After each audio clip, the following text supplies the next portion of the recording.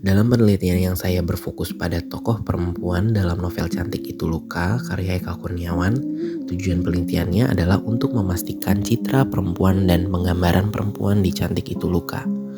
Hasil penyelidikan dideskripsikan atau dijelaskan dalam penelitian ini dengan menggunakan metodologi penelitian deskriptif kualitatif daripada data numerik.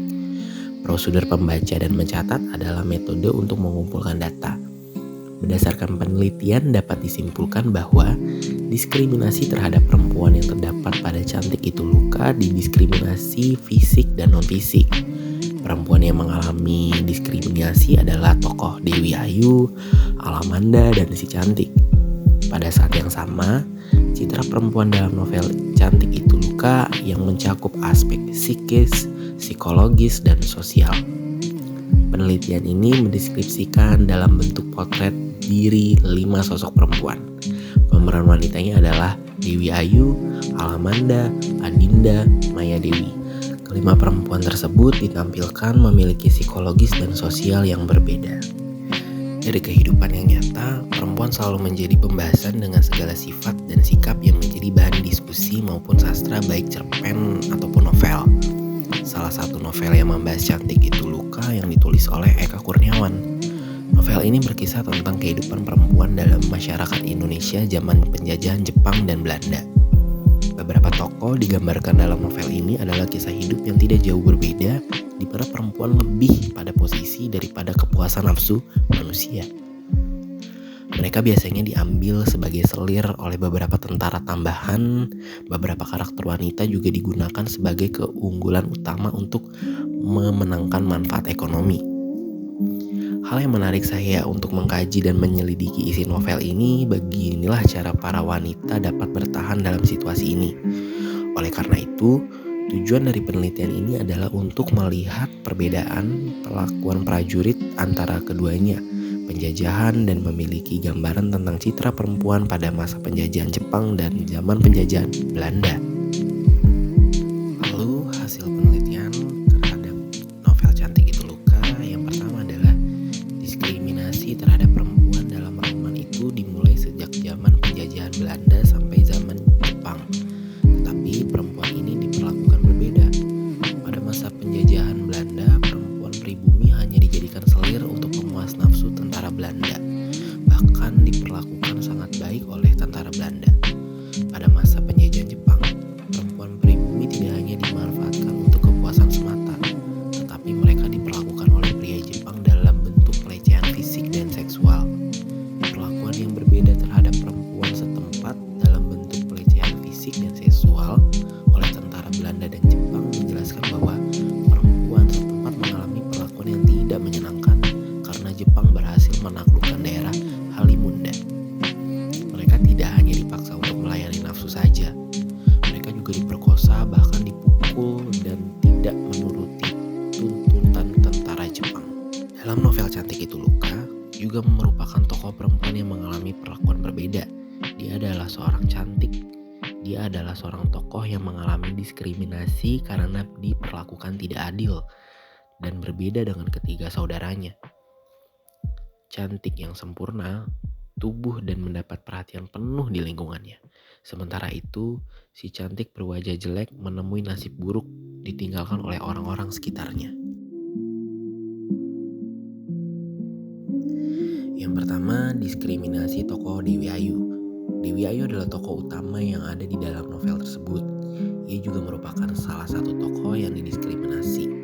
Diskriminasi Dewi Ayu bermula saat tentara Jepang menangkap di Bloden Camp, seperti kutipan pada halaman 66-67. Aku gantikan gadis yang tadi. Komandan, kau tiduri aku, tapi beri ibu obat dan dokter. Kutipan di atas menjelaskan bahwa sebelumnya ibunya sakit parah diolah di Bloden Camp. Dewi Ayu menyerah dan Dewi Ayu harus menerima kenyataan yang rumit. Ola diminta Dewi Ayu menemui prajurit untuk meminta obat dan hidangan kembali dengan napas yang lega. Yang kedua, diskriminasi pada tokoh Alamanda. Tokoh Alamanda adalah putri pertama Dewi Ayu. Alamanda didiskriminasikan dalam fisik secara pertama kali Alamanda didiskriminasikan adalah ketika Sondako memperkosanya, seperti kutipan pada halaman 212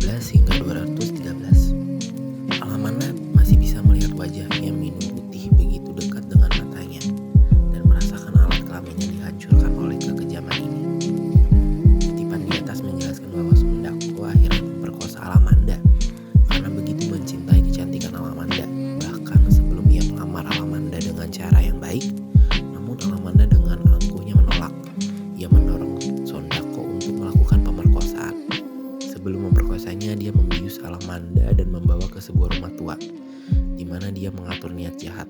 Dia melakukan pelecehan dalam bentuk pemaksaan seksual. Sebagai perempuan, Alamanda tak berdaya melawan. Sang Sondako yang biadab bahkan menghancurkan alat kelamin Amanda. Kutipan di atas juga menunjukkan bahwa Alamanda adalah seorang perempuan yang mengalami kekerasan secara seksual. Ada diskriminasi pada tokoh cantik. Cantik adalah salah satu karakter perempuan yang didiskriminasi dalam novel. Kecantikan yang dilukai dan kondisi fisiknya yang buruk terus mengganggunya. Dalam novel Cantik Itu Luka, si cantik mendapat perlakuan berbeda sejak dalam kandungan ibunya. Bahkan ibunya ingin menggugurkannya.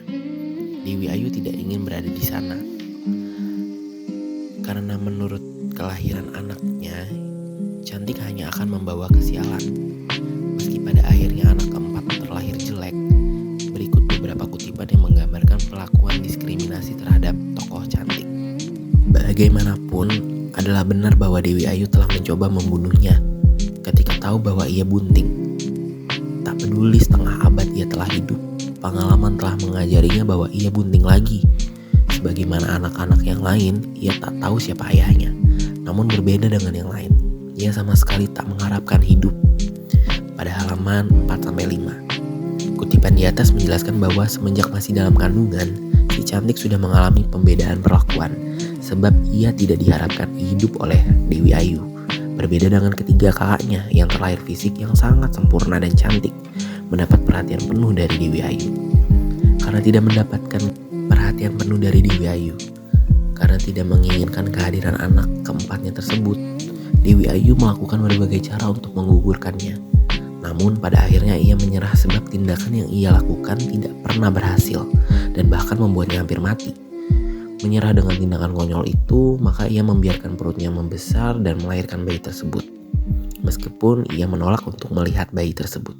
Dan selanjutnya kita membahas citra perempuan.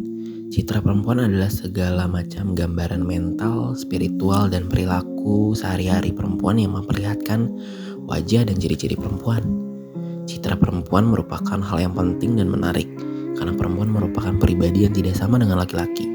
Wanita memiliki kepribadian yang identik dan kesabaran, cinta dan kelembutan, sedangkan pria dianggap percaya diri, rasional, dan egois.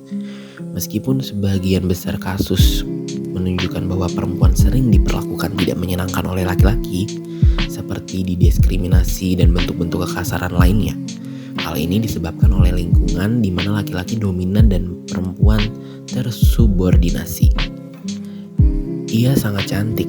Raut wajahnya merupakan dominasi antara Indonesia dan Belanda, atau bisa disebut peranakan Indo-Belanda. Rambutnya hitam bercahaya, matanya kebiruan, memiliki tubuh yang ramping, serta lengkap dengan karakter penjajah. Berikut kutipan yang menggambarkan citra fisik seorang Dewi Ayu. Namun yang ia lihat adalah seorang perempuan cantik di sebuah sudut dengan rokok di bibir.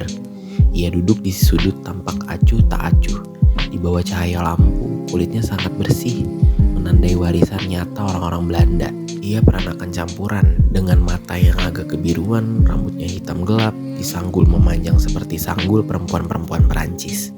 Dikutip pada halaman 120 hingga 121. Kutipan di atas menjelaskan bahwa tokoh Dewi Ayu memiliki wajah yang cantik secara fisik. Kulitnya sangat bersih dan matanya agak kebiruan menunjukkan bahwa ia adalah ras campuran. Dia mewarisi wajahnya dari kakek yang seorang tentara Belanda, memiliki rambut hitam gelap dan banyak perempuan Perancis. Kutipan ini juga menunjukkan bahwa Dewi Ayu adalah wanita yang suka merias wajah dan merawat tubuhnya, sehingga tidak mengheran jika penampilannya dapat menarik perhatian pria. Karena profesinya sebagai pelacur, nilai utamanya adalah merawat tubuh dan penampilan. Itulah sebabnya dia dianggap pelacur yang paling diminati para pria. Yang kedua, citra psikis. Secara psikis, Dewi Ayu adalah seorang yang cerdas, keras kepala, keras hati, berani, dan berjiwa kepemimpinan. Berikut beberapa kutipan yang menggambarkan citra psikis seorang Dewi Ayu. Dewi Ayu merupakan satu-satunya anak yang menikmati berita perang dan membuat ramalan yang mengerikan. Perang akan sampai ke Hindia Belanda dan bahkan ke Halimunda. Kutipan halaman 38-39. Kutipan tersebut menjelaskan bahwa Dewi Ayu merupakan anak yang cerdas. Ia bahkan lebih tertarik mendengar berita-berita perang ketimbang bermain. Ia bahkan jeli meramal perang-perang yang terjadi di dunia. Kelebihan Dewi Ayu mungkin saja dipengaruhi oleh faktor kakeknya yang merupakan seorang tentara Belanda. Yang ketiga, citra sosial. Seorang pelacur atau PSK yang sudah dikenal dan sangat dipuja di daerah Halimunda. Selebihnya dari itu, ia adalah seorang ibunya dan nyonya di dalam rumah, dan ia sangat disegani oleh orang-orang di sekelilingnya. Namun ada juga segelintir masyarakat yang tidak menyukai, terutama ibu-ibu. Ia pernah belajar dengan para biarawati, guru-guru terbaik di Halimunda. Ia disekolahkan di sekolah yang elit memiliki orang Belanda dan ia tidak memiliki kepercayaan atau agama. Berikut beberapa kutipan yang menggambarkan citra sosial seorang Dewi Ayu. Ia adalah pelacur paling favorit di kota ini. Hampir semua lelaki yang pernah ke tempat pelacuran menyempatkan tidur setidaknya sekali bersamanya. Tak peduli berapapun uang yang harus mereka bayarkan. Bukan karena mereka telah terobsesi lama untuk meniduri perempuan Belanda, tetapi karena mereka tahu Dewi Ayu seorang pecinta yang baik. Tak seorang pun memperlakukan secara kasar, sebagaimana bisa mereka lakukan pada pelacur lain. Sebab jika itu dilakukan, laki-laki akan mengamuk bagaikan perempuan di istri mereka. Kutipan halaman 104 hingga 105. Kutipan tersebut menjelaskan bahwa Dewi Ayu secara sosial dikenal sebagai pelacur paling populer di kotanya. Hampir semua pria bahkan pernah tidur dengannya. Mereka tidak peduli berapa banyak uang yang harus mereka keluarkan. Tetapi obsesi mereka berhubungan seks dengan orang Belanda adalah karena Dewi Ayu adalah kekasih yang baik. Kutipan ini juga menunjukkan bahwa Dewi Ayu adalah seorang wanita yang terpesona dan profesionalisme. Tidak heran jika setiap hari pria menginginkannya. Hasil akhir dari kajian tersebut bisa saya simpulkan bahwa cerita terhadap perempuan yang terdapat dalam novel ini terbagi menjadi dua bagian, yaitu diskriminasi terhadap penjajah, perbedaan perlakuan terhadap perempuan keturunan Belanda dan Jepang. Perlakuan Belanda terhadap perempuan lokal masih baik dibandingkan dengan Jepang yang memperlakukan perempuan lokal secara kasar. Yang kedua, diskriminasi terhadap sosok cantik yang memperlakukannya sangat berbeda dengan orang-orang di sekitarnya karena kondisi tubuhnya yang jelek. Ia bahkan mengalami diskriminasi sejak dalam kandungan. Sementara itu, citra perempuan dalam novel Cantik Itu Luka karya Eka Kurniawan meliputi aspek psikis, fisik, dan sosial yang dideskripsikan.